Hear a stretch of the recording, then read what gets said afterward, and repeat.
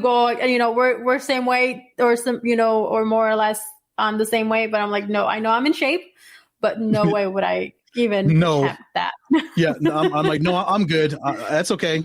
Amanda, you got it. I'm good. Mm-hmm. I'll just watch from a distance. I'm good. No, thank you. If I need to back up for, I'll make sure to give Amanda a call and help me out. Yes. But fighting her, no, thank you. No. So I am really intrigued as to who is going to be her next opponent, how soon that fight would be, whether it's going to be in the next few months, is it going to be longer? So that's one that I am looking out for. Pena would be a good opponent as well. So I've seen her fight maybe once or twice. We will all wait and see what the result of that will be. But one that didn't have a really good result out of their match on Saturday was Adesanya, Israel Adesanya. He went up against Jan Blachowicz, and Adesanya was undefeated going into the bout, and he lost to Blachowicz. So it was a good fight. I thought that it was probably a little bit closer than what it was called. It was by unanimous decision, and I'm going to go ahead and read this off to you, Ed. 49-46, 49-45, and 49-45. So that's very a big, there's a gap there. So it is. I'm curious to see, I would like to see the referee's cards of why it's such a 3 to 4 number difference, because typically you have them a little bit closer. So, that was a little bit of a surprise for me when they read off the cards, the referee cards, and what those scores were. So evidently the referee saw something that you probably didn't see. That's why it was such a gap, a glaring disparity in what the 3 votes were. 3, 4, and 4. So 3, 4, and 4, that's quick math. That's 11 points in a difference if you add all the numbers up. But Adesanya was trying to be the 5th fighter in UFC history to hold 2 titles. But unfortunately, that didn't happen for him. No. History was not made that night. It was not. I was really hoping for Adesanya to win. He's great, and I've seen him put some torture on some guys. And but this is one fight that I do want to go ahead and see a rematch. So I hope that they do have that rematch there. So it didn't go exactly Adesanya's way, but this would be a good rematch, and maybe we can even things up a little bit, right, Ed? Yeah, there's nothing wrong with rematches. If the fights are good and the 2 fighters want to fight and the people want to see the fight, run it back again. Mm-hmm. Yes. So there's more fight action happening and coming our way on Saturday. So, we'll keep a close eye on what happens and what those results are, and then have a recap of that next week as well for everyone. So, because, I like a good fight. Your brothers love a good fight, don't you? Yes. But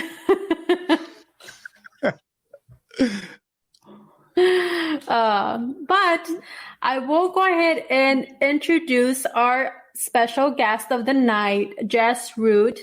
He is site editor for USA Today's Cards Wire and host of Rise Up, See Red podcast.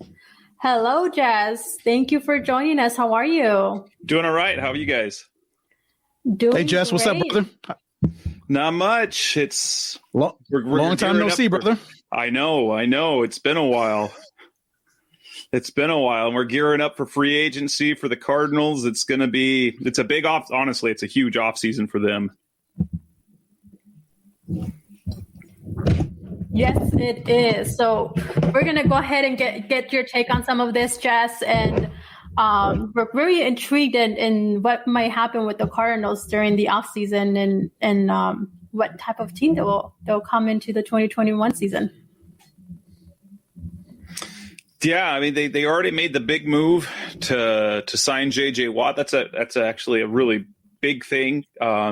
Risky in some ways, but it's a lot of money. That's the one thing. He's like, well, he didn't have to take any sort of discount. He got big money again, but he's a big addition to that defensive front. And I guess the hope is if he was healthy all last year, and you pair him with Chandler Jones, it's kind of the dynamic that they were looking for in Houston when they had him and Jadeveon Clowney. Only Jones has been a much more productive pass rusher than Clowney was, and so it potentially could give them one of the best pass rushers off tandems in the entire league. And then you're going to add on the defense side of the ball, on the interior of that line, on those nickel downs, Jordan Phillips, who had 9.5 sacks 2 years ago for Buffalo. Disappointed last year with the injuries that he had. He had the hamstring injury that he got nicked up.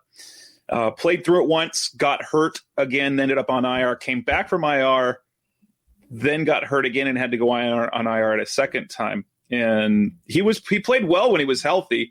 And then you're going to add, but how it looks right now, it'll be probably their front four and their nickel sets. You're going to have J.J. Watt and Chandler Jones on the outside with with Jordan Phillips and Zach Allen on the inside. It's super exciting to see what's going to happen.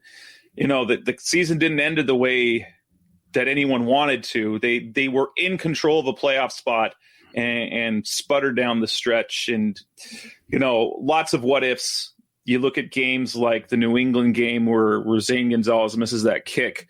You look at the Miami game when they just couldn't. They got torched in the secondary by Tua. You look at the Detroit game when Kyler threw 3 interceptions, and you all you needed was one game back. Well, and then you look at losing to 49ers with C.J. Beathard, and then losing to John Wolford in the finale. Granted, that was with Kyler out for most of the game as well. You also look at the game in Seattle that, you know, 2 penalties basically cost them the game between Drake Kirkpatrick's unsportsmanlike and J.R. Sweezy's safety hold in the end zone. They basically turned the game around. I want to ask you, Jess, we still don't know what's going to happen with Fitzgerald. You know, he's been on 1-year contracts since 2016 in the Steve Keim, they're, you know, and company, they're giving them, you know, the space that Fitzgerald needs in order to come to a decision. It's been rumored, you know, probably maybe for the last 2 to 3 seasons now.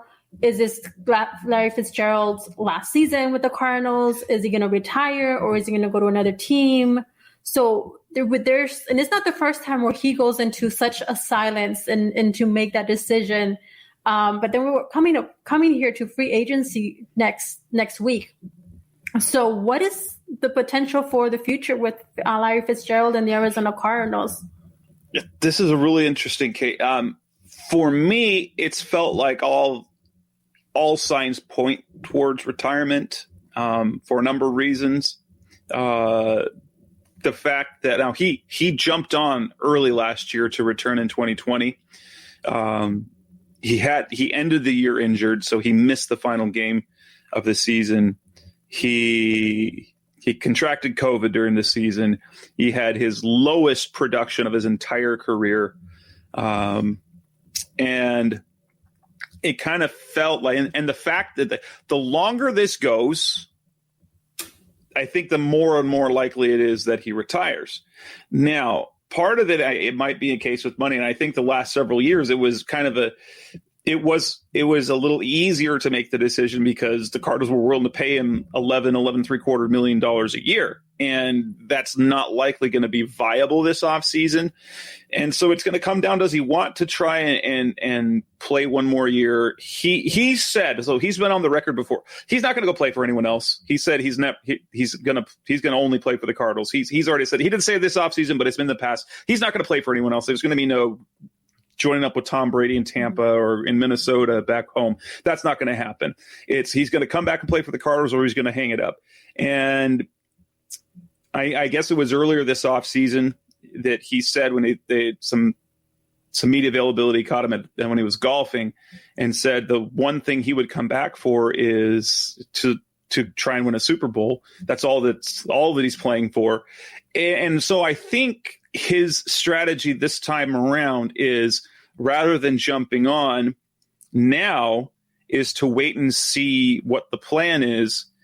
And maybe this is the year he comes back for a much smaller deal, because if they commit their money to receivers and to JJ Watt and whatever moves they're doing in free agency, this might be the year, if he feels like the Cardinals are close enough that they could legitimately compete this year, that he comes back and plays on a veteran minimum. It's crazy that Larry would play for only $1 million.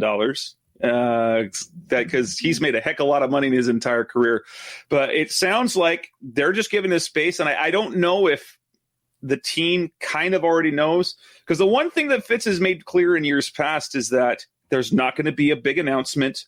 He kind of looks at Tim Duncan in the NBA it's just going to be a quiet announcement. There's not going to be any big press conference or announcement. It's just going to be, he's retired. Well, he was playing and now he's not playing anymore. He doesn't want the attention about that. He's guarding that closely. And I think the fact that it's taken him a while this offseason, he still wasn't 100% when he was golfing. He was able to golf, but he said it's taken him a while to his body to feel better. And so he's not going to make a solid final last decision until he is healthy. But I think he jumps on I think adding JJ Watt makes it a little more likely, because, kind of give it one last try. But I signs point to his retiring, and that's kind of sad because of the way the season ended for him last year. It would be sad. So, Jess, with the new league year starting next Wednesday and free agency starting next Wednesday, potentially the Cardinals defense could look really different. I'm looking at so many names: Marcus Golden, Hassan Reddick, Devondre Campbell. I'm going up and down this list: Trey Kirkpatrick, Jonathan Joseph, Patrick Peterson, and others. Can you look in your crystal ball, Jess, and tell us what you think this defense could look like once free agency starts? Who could stay and who could go? Who realistically the Cardinals could keep, and who will they let walk? They can't keep everybody. They can't keep everyone. They think they want to give as many as they can, especially that continuity. I think Hassan Reddick, Marcus Golden. If we're going to start with them, I think one of them returns. And if one of them returns, I think it'll be at the cost of Devon Kennard. Who you could save some money against the cap if you cut him after only one season. Although I will say that the type of player that Kennard is actually really fits what the Cardinals would need from an outside linebacker with J.J. Watt, because if they use Watt the way that he's been used in Houston, is that in base sets, he's going to be playing part of technically the defensive line as the front three. And then when they go in nickel and subsets, he bumps outside and would be the pass rusher opposite Chandler Jones. And the one thing if you re-sign a Hassan Reddick or re-sign a Marcus Golden, and that's the intention of using J.J. Watt, you're going to minimize kind of the pass rushing impact that Golden or Reddick would have, because they wouldn't be on the field on those nickel downs. Devon Kennard actually is a perfect fit because he is strong against the run, and he can come. It'll end up being, it's going to be interesting if they keep Watt inside. Then you can add that other pass rusher on the outside with Reddick or Golden. But I think one of them comes back. I think Reddick's looking for much more money than the Cardinals are willing to pay. His market is actually something I'm super intrigued to watch what happens, because Marcus Golden was in the same position last year. He is coming off a 10 sack season in 2019 with New York, and he had no market. He ended up returning.